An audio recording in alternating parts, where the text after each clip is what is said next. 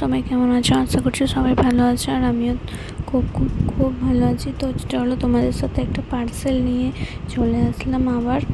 তো দেখা যাক এই পার্সেলটার মধ্যে কি আছে।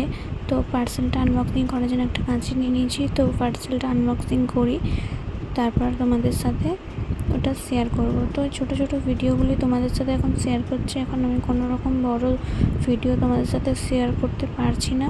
তো ভিডিওগুলো দেখতে থাকো, আর যদি তোমাদের অবশ্যই ভালো লাগে অবশ্যই কমেন্ট করে বলো। আমি আরও চেষ্টা করব তোমাদের সাথে ভিডিও দেওয়ার।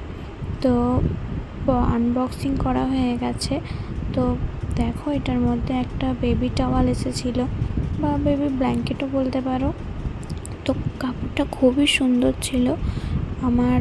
তো আনবক্সিং করার পরে 2 দিন পর আমি ভিডিওটা এডিটিং করেছি। আমি একটু কাজের মধ্যে ছিলাম, সময় পাইনি বলে করা হয়নি।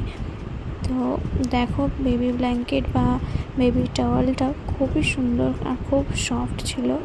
তো এইটুকুই আমার ভিডিওটা। যদি ভিডিওটা ভালো লেগে থাকে অবশ্যই আমার চ্যানেলটিকে সাবস্ক্রাইব করবে এবং একটা লাইক কমেন্ট শেয়ার করে পাশে থেকো। তাহলে আমি অনেকটাই উৎসাহিত হব তোমাদেরকে আরও নতুন নতুন ভিডিও দেওয়ার জন্য।